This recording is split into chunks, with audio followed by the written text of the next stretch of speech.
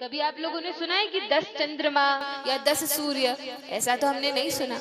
लेकिन और ब्रह्मांडों में अनंत कोटि सूर्य हैं, अनंत कोटि चंद्रमा हैं, अनंत कोटि पृथ्वियां हैं। बहुत बड़ा भगवान का यह सृष्टि लीला है। हमारा जो ब्रह्मांड है ये तो सबसे छोटा है। इसके जो मैनेजर ब्रह्मा जी हैं ये तो केवल 4 मुख वाले हैं। इससे बड़ा जो ब्रह्मांड है उनके जो ब्रह्मा है उनके 8 मुख हैं। उससे भी बड़ा है उनके 32 मुख हैं, 100 मुख हैं, 200 मुख के ब्रह्मा हैं। ऐसे अनंत मुख वाले ब्रह्मा जी हैं। तो सोचिए हम कितने छोटे स्थान पर रहते हैं, लेकिन हमें लगता है कि यही पृथ्वी सब कुछ है। उसमें भी यदि हम थोड़े इधर उधर के ग्रहों को ढूंढ लेते हैं कि अरे हम चांद पर चले गए, यहाँ हो गया वहां हो गया, तो हम बहुत बड़ी बात मानते हैं। लेकिन भगवान के लिए तो यह सब कुछ बहुत छोटा है। दूसरे श्लोक में वर्णन आता है, एक और बड़ी सुंदर बात है कि जो विचारशील मनुष्य है, मनुष्य भी अलग अलग कोटि के होते हैं। कुछ होते हैं बस खा लिया पी लिया सो गए, आराम से जीवन कट रहा है, काफी है, और हमें कुछ नहीं करना। तो ये जीवन कैसा हुआ? ये तो पशुओं के समान हुआ। पशु भी हैं और मनुष्य हैं, इनमें कोई भेद है? आजकल तो ये भी सोशल एनिमल कहलाने लगे हम मनुष्य भी। तो विज्ञान ने तो कोई भेद नहीं रखा, लेकिन शास्त्रों में बताया गया है कि मनुष्य और पशुओं में भेद होता है। मनुष्य और पशु अलग अलग प्रजाति हैं। क्या भेद है इनमें? पशु भी खाते हैं, हम भी खाते हैं। पशु भी सोते हैं, हम भी सोते हैं।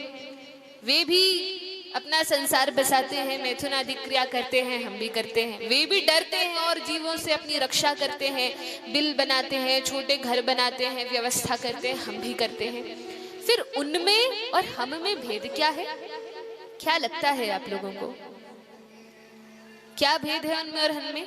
ऐसा क्या है जो हम कर सकते हैं लेकिन वो नहीं कर सकते? है कुछ?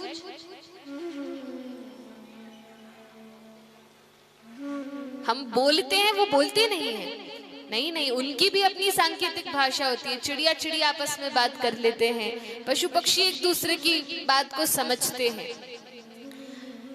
तो महाभारत में वर्णन आता है, आहार निद्रा भय मैथुनंच सामान्यमेतत् पशुभिर्नराणाम्। आहार निद्रा भय मैथुन यह तो पशुओं में और मनुष्यों में समान है। फिर क्या अलग है? आहार निद्रा भय मैथुनंच सामान्यमेतत् पशुभिर्नराणाम्।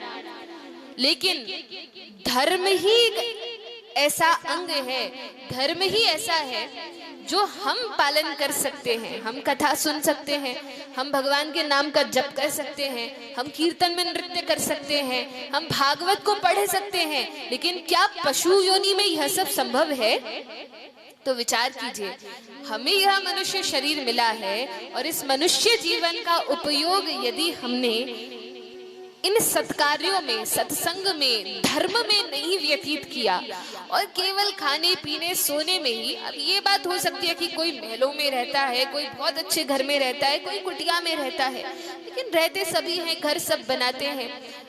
ऐसे तो जानवर भी, कोई सड़क पर घूमता है, कोई श्वान, कोई कुत्ता, तो कोई कारों में घूमता है। तो यह तो वे भी भोग रहे हैं। लेकिन हम में और उनमें यही भेद है कि हम धर्म का पालन कर सकते हैं और वो हमें करना चाहिए, तभी हमें मनुष्यता आएगी। कोई भी विचारशील मनुष्य होगा तो वो यह समझेगा, जब रात्रि के समय, आजकल तो ऐसा जमाना आ गया है कि घर भी खुले नहीं है, लोग छत पर नहीं जाते, केवल 4 दीवारी के अंदर ही रहते हैं। पहले के समय में लोग बाहर सोया करते थे तो रात में उन्हें चंद्रमा दिखता था, तारे दिखते थे, सुबह सूर्य दिखता था। तो लोग विचार करते थे कि अरे यह जो आकाश है, ये पृथ्वी है, ये मिट्टी है, ये सूर्य चंद्रमा तारे हैं, इनको किसी ने तो बनाया होगा। ये जिज्ञासा मनुष्य में उठनी चाहिए। यह सब जो मैं देख रहा हूँ, प्रकृति है, पेड़ पौधे हैं, इतने सारे मनुष्य हैं, हमारा स्वयं का शरीर है, ये इंद्रियां हैं, ये मन है, ये बुद्धि है, इनको बनाने वाला भी तो कोई होगा। जो मॉडर्न साइंस है वो भगवान में विश्वास नहीं करते। वो कहते हैं कि कोई भगवान नहीं है, फिर ये सृष्टि कैसे बनी? तो एक बिग बैंग थ्योरी दे दी कि एक धमाका हुआ और उससे ये संसार अपने आप बन गया। लेकिन यह तो बड़ी मूर्खता वाली बात हुई। क्या कोई भी चीज है, ये साउंड सिस्टम है, ये माइक है, ये कैमरा है, ये लाइट है, क्या ऐसा हो सकता है कि कोई विस्फोट करो और कोई नई चीज निकल आए, कोई काम की चीज निकल आए? क्या कभी डिस्ट्रक्शन से कंस्ट्रक्शन संभव है? तो ये तो नहीं हो सकता। इसका अर्थ है कि कोई भी समझदार मनुष्य इतना तो विचार रखता है कि कोई भी उपयोगी वस्तु है, कोई भी अच्छी वस्तु है काम की, तो उसको बनाने के पीछे कोई ना कोई विद्वान मनुष्य का दिमाग अवश्य होगा। इस माइक को किसी ने बनाया है, माइक्रोफोन को किसी ने बनाया है, कंप्यूटर को, कैमरे को, सबको बनाने वाला कोई ना कोई तो व्यक्ति है। तो ये छोटी छोटी वस्तुएं बनाने वाला कोई है, तो इतना बड़ा ब्रह्मांड जो नियमित रूप से कार्य कर रहा है, सूर्य नियमित रूप से उगते हैं, डूबते हैं, चंद्रमा अलग अलग दशाओं को प्राप्त होते हैं, बढ़ते हैं, वर्धन होता है, घटते हैं, यह सब जो प्रकृति व्यवस्थित ढंग से चल रही है, इसको भी तो बनाने के पीछे कोई ना कोई होगा। उसके विषय में विचार करना चाहिए, चिंतन करना चाहिए। उपनिषदों में लिखा है, शास्त्रों में लिखा है, अथातो ब्रह्म जिज्ञासा। अरे मनुष्य, ब्रह्म के विषय में जिज्ञासा करो, अपना मनुष्य जीवन सफल करो, इसमें तुम्हारा कल्याण है। तो ये सब विचार उठने चाहिए, और जब ये विचार उठे तो इनका उत्तर ढूंढने के लिए शास्त्र की और गुरु की शरण में जाना चाहिए, परिश्रम करना चाहिए, चेष्टा करनी चाहिए और इन्हें समझना चाहिए। दूसरे श्लोक में वर्णन है, धर्मः प्रौज्झित कैतवोत्र परमो निर्मत्सराणाम सताम वैद्यम वास्तवमत्र वस्तु शिवदम तापत्रयोन्मूलनम। श्रीमद्भागवते महामुनि कृते किं वा परैरीश्वरः सद्यः हृद्यवरुद्येत्र कृतिभिः शुश्रूषुभिस्तक्षणात्। यह जो भागवत महापुराण है, यह सारे कल्मशों से रहित है। इसमें किसी भी प्रकार का कैतव धर्म नहीं है। कैतव धर्म समझते हैं? कैतव अर्थात ईर्ष्या। इसमें ईर्ष्या की कोई बात नहीं है। तो क्या है इसमें? तो कहा, यह तो निर्मत्सराणाम सताम। ये भागवत है किसके लिए? कौन इसको सुन सकता है? मान लीजिए आपको किसी यूनिवर्सिटी में, विश्वविद्यालय में एडमिशन लेना है, तो क्या कोई केजीवन पास करके उस विश्वविद्यालय में जा सकता है? क्यों नहीं जा सकता? वो भी तो शैक्षणिक संस्थान है। तो कोई बच्चा पढ़ना चाहता है तो केजीवन पास करके क्यों विश्वविद्यालय में नहीं जा सकता? बोलिए। क्योंकि उसकी इतनी योग्यता ही नहीं है। पहले उसको योग्यता अर्जित करना होगा, पहले उसको 12th पास करना होगा, तभी वो यूनिवर्सिटी में एडमिशन ले सकता है। इसके पहले तो नहीं जा सकता। इसी प्रकार से यह भागवत, ये तो महापुराण है। अब इसको पढ़ने की भी तो कोई योग्यता होनी चाहिए, कोई तो होगा कि इसको कौन पढ़ सकता है। तो कहा, निर्मत्सराणाम सताम। जिनके हृदयों में किसी भी प्रकार की ईर्ष्या द्वेष का भाव नहीं है, वो व्यक्ति भागवत सुनने के अधिकारी है। अब आप लोग सोचेंगे, जो सही सही ढंग से सोचते हैं वे सोचेंगे, हमारे हृदय में तो बहुत ईर्ष्या है, काम क्रोध लोभ मोह सब कुछ है, तो क्या हम इसके अधिकारी नहीं हैं? तो कहा कि एक बीमारी ऐसी होती है जिसमें यदि हम शक्कर खाते हैं, चीनी खाते हैं तो उसका स्वाद नहीं आता, लेकिन क्या करते हैं, फिर उसको चीनी ही खिलाते हैं। चीनी खाते खाते पहले स्वाद नहीं आता, और फिर बाद में जब बीमारी ठीक होने लगती है तब उसका स्वाद आने लगता है। इसी प्रकार से यह जो भागवत है, अभी हमें नहीं समझ आ रहा कि इसका क्या रहस्य है, क्या तत्व है, क्या लिख दिया है व्यास देव ने, क्या सुखदेव गोस्वामी ने कहा, और वो 88,000 ऋषि अपने यज्ञ आदि अनुष्ठान आदि सब छोड़कर बैठ गए कि नहीं भैया हम तो भागवत सुनेंगे। उन्हें क्या इतना रस इसमें आता है, ये तभी हम समझ सकेंगे, इसमें तभी हमें रस आना प्रारंभ होगा जब हम इसको सुनते रहेंगे। एक ही उपाय है, भागवत सुनते सुनते ही हृदय के कल्मश विकार आदि दूर होंगे, और तब कुछ समय बाद, बहुत अधिक समय नहीं लगेगा, पद्म पुराण में वर्णन आता है, कालेन नाति दीर्घेण भगवान विशते हृदि। बहुत अधिक समय नहीं लगेगा, लेकिन बस इसमें लगे रहना है, एक निरंतरता बनाए रखना है। तब बहुत सुंदर वर्णन आता है कि कैसे यह भागवत की प्रेरणा आती है, कैसा यह ग्रंथ है। तब तीसरे श्लोक में कहा, निगम कल्प तरोर गलितम फलम। कितनी सुंदर बात है, बड़ा सुंदर श्लोक है। कहा ये भागवत क्या है। देखिए अभी प्रारंभ के जो 2-3 दिन होते हैं ये थोड़े समझने वाले होते हैं। इसमें यदि हम सोचें कि नाच गाना तड़क भड़क हो तो थोड़ा समझना भी तो आवश्यक है।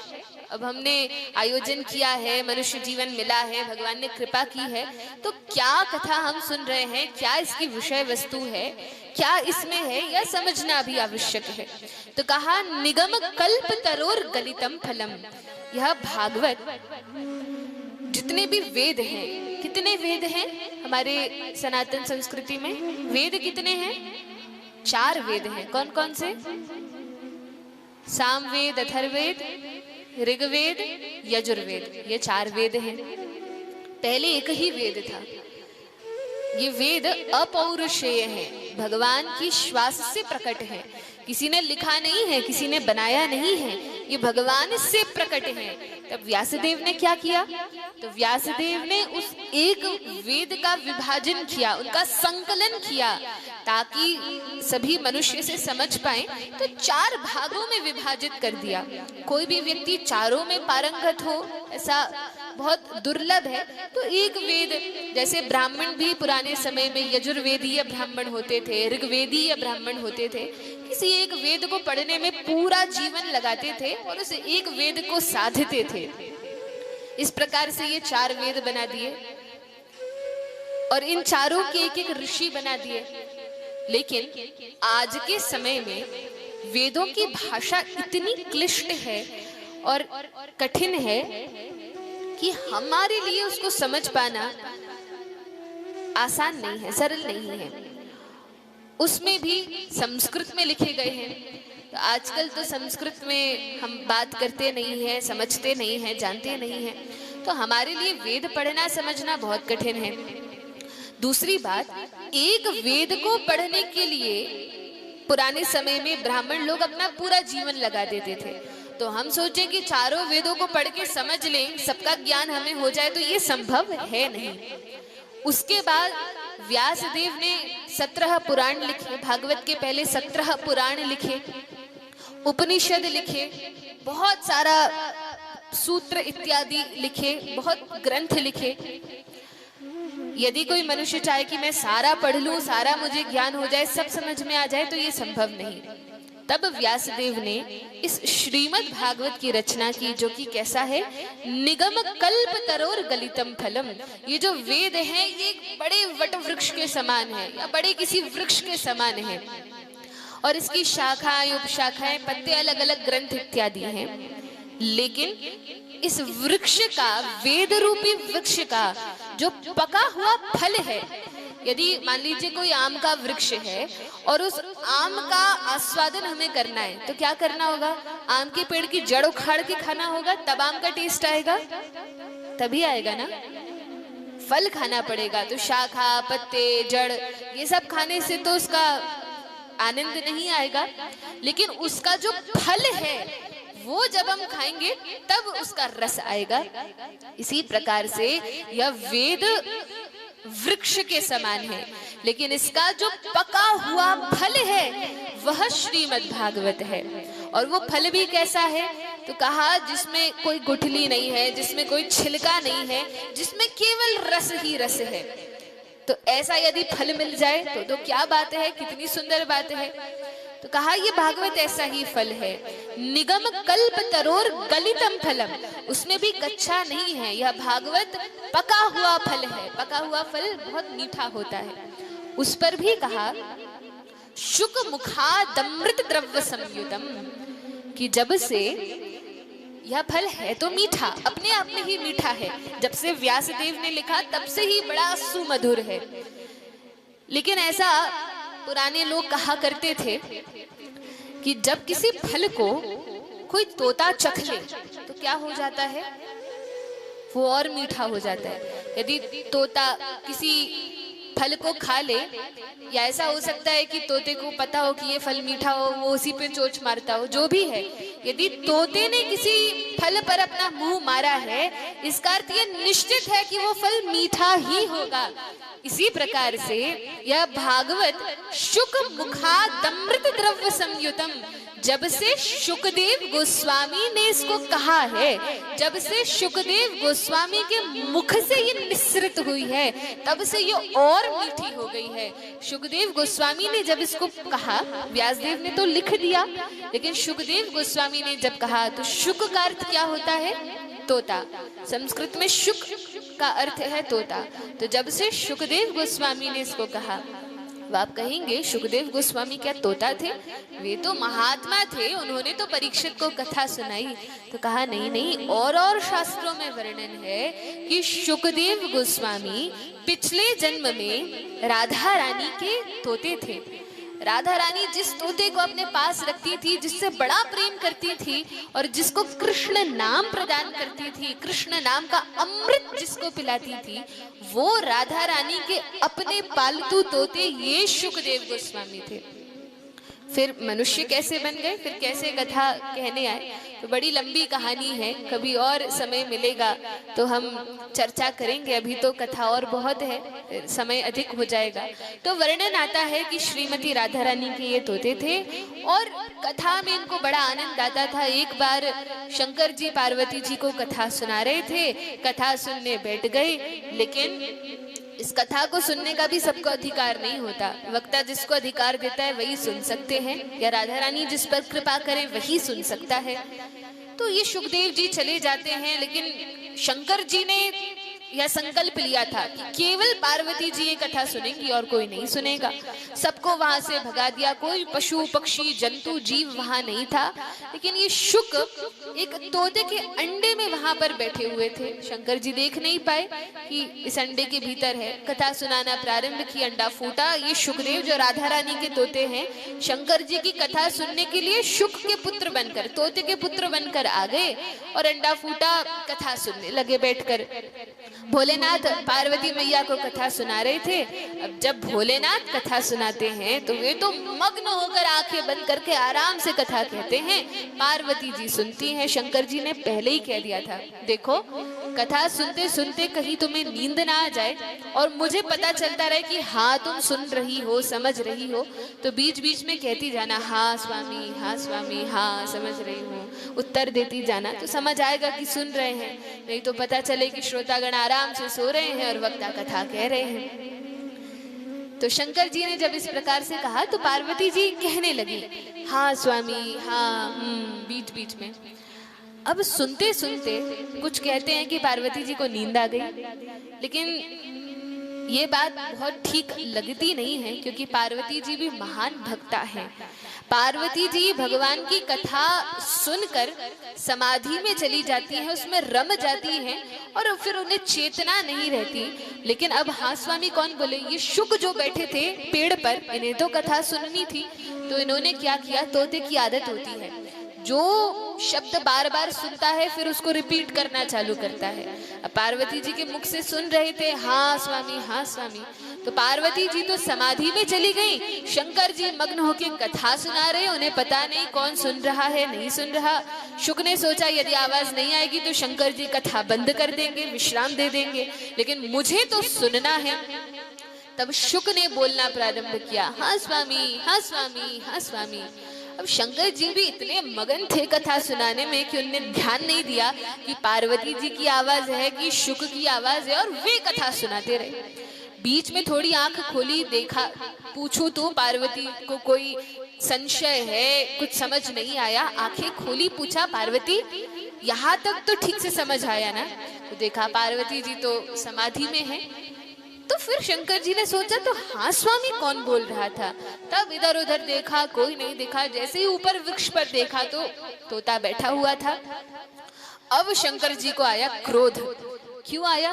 क्योंकि पहले ही उन्होंने कहा था कि मैं केवल पार्वती को यह कथा सुनाऊंगा। अब ये शुकदेव गोस्वामी ने तो चोरी से कथा सुन ली।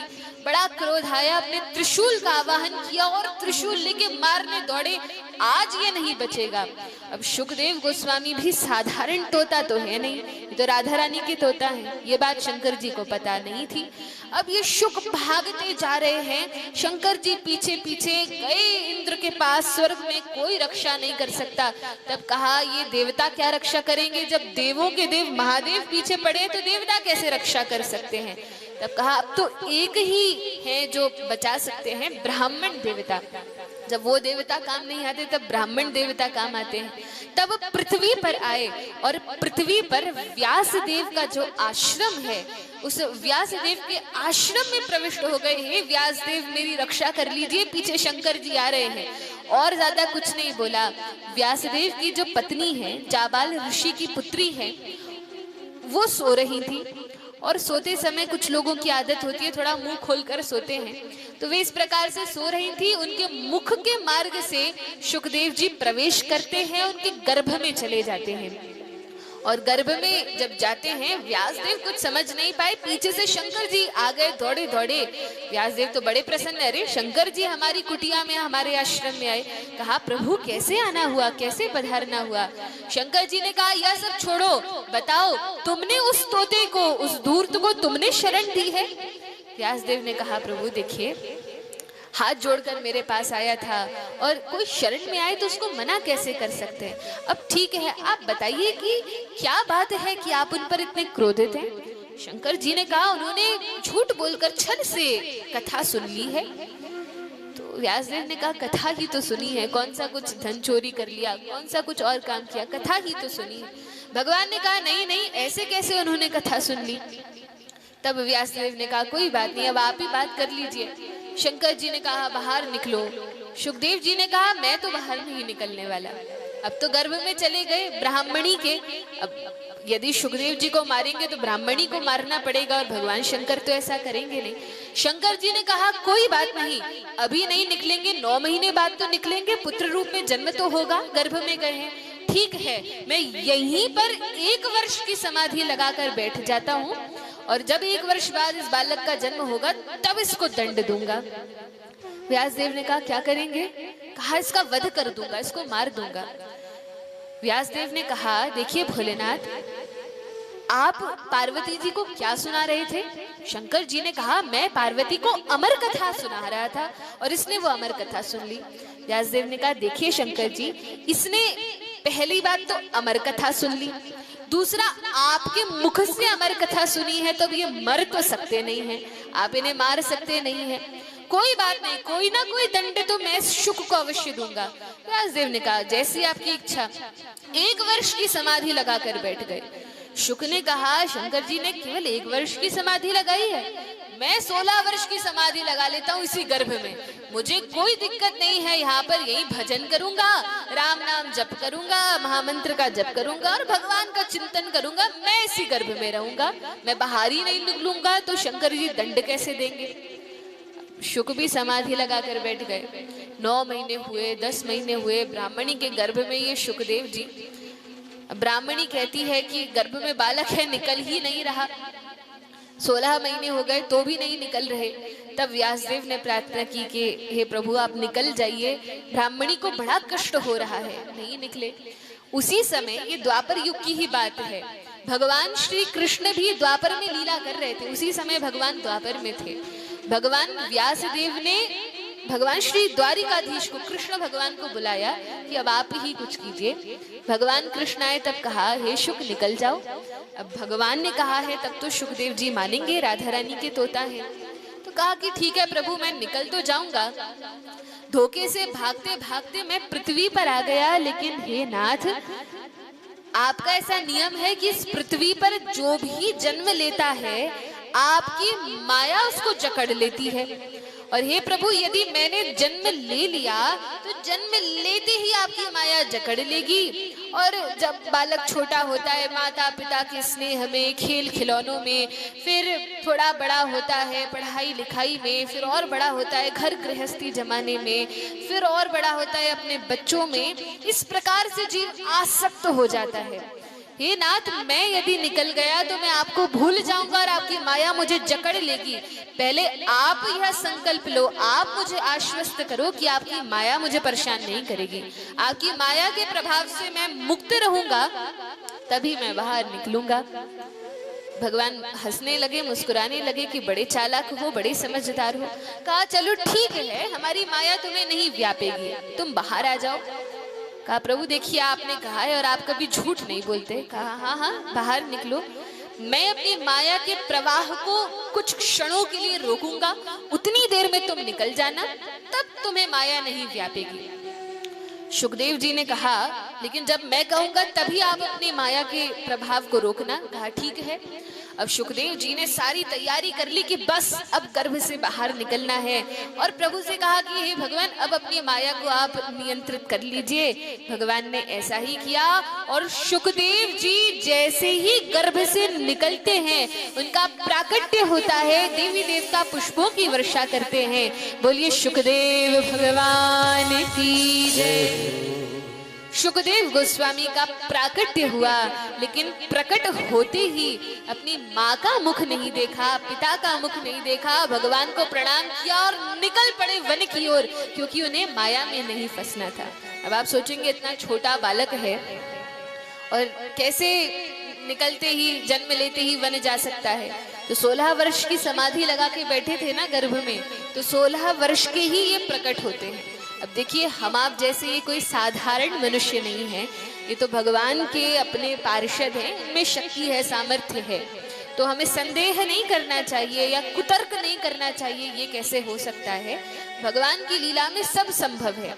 तो ये सुखदेव जी 16 वर्ष के बालक नव युवक के रूप में, बड़ा सुंदर इनका रूप है, ये प्रकट होते हैं और निकल पड़ते हैं। लेकिन जैसे ही जाते हैं उन्हें कोई मोह नहीं था, लेकिन व्यासदेव को तो मोह है कि मेरा पुत्र है।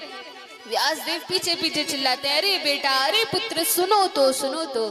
तब भागवत में वर्णन आता है, व्यासदेव पीछे पीछे कह रहे हैं, लेकिन सुखदेव जी नहीं रुके। वे तो ब्रह्म ज्ञानी महात्मा है, निकल पड़े। यम प्रव्रजंत मनुपेतमपेत कृत्यम द्वैपायनो विरह कातर आजुहाव पुत्रेति तन्मयतया तरवोभिनेदुस् तम सर्वभूत हृदयम मुनि मानतोस्मि। जो सुखदेव गोस्वामी जन्म लेते ही भजन में लग गए, पिताजी के बार बार कहने पर कि बेटा रुको, और जब वन में जा रहे थे तो आवाज प्रतिध्वनित हो रही थी, जो इको होता है, व्यासदेव चिल्ला रहे हैं पुत्र पुत्र, और तब वृक्षों से, प्रकृति से भी आवाज आ रही है पुत्र पुत्र, रुको रुको। लेकिन सुखदेव जी नहीं रुके। ऐसे सर्वभूत हृदय सुखदेव जी को हम सभी हाथ जोड़कर नमस्कार करते हैं। संत जन कहते हैं, बड़े रहस्य की बात है, भागवत में तो ऐसा वर्णन नहीं है, लेकिन अन्य पुराणों में वर्णन आता है कि यह जो सुखदेव जी हैं, सुखदेव गोस्वामी हैं, यह भी कोई साधारण महात्मा नहीं है। कौन है? तो भागवत में लिखा, सर्वभूत हृदय। उन सुखदेव जी को नमस्कार करते हैं जो सबके हृदयों में विराजमान है, और सबके हृदयों में विराजमान तो केवल एक भगवान श्री कृष्ण ही हैं। इसका अर्थ यह है कि श्री सुखदेव जी और कोई नहीं, भगवान कृष्ण ही राधा रानी के प्रिय तोता बनकर, कि इस संबंध से राधा रानी के पास रहने को मिलेगा, तोता बनकर राधा रानी के पास रहते हैं, और वही भगवान श्री कृष्ण सुखदेव जी के रूप में आते हैं। जो उनकी अंग कांति का वर्णन है वह भगवान कृष्ण जैसा ही है। आगे श्लोकों में लिखा है, सुखदेव जी ऐसे लग रहे हैं मानो भगवान श्री कृष्ण ही हो, लेकिन जिन्होंने मोर मुकुट धारण नहीं किया हो और पीतांबर धारण नहीं किया हो, जो दिगंबर रूप में विचर रहे हैं, ऐसे भगवान कृष्ण ही सुखदेव गोस्वामी के रूप में हैं।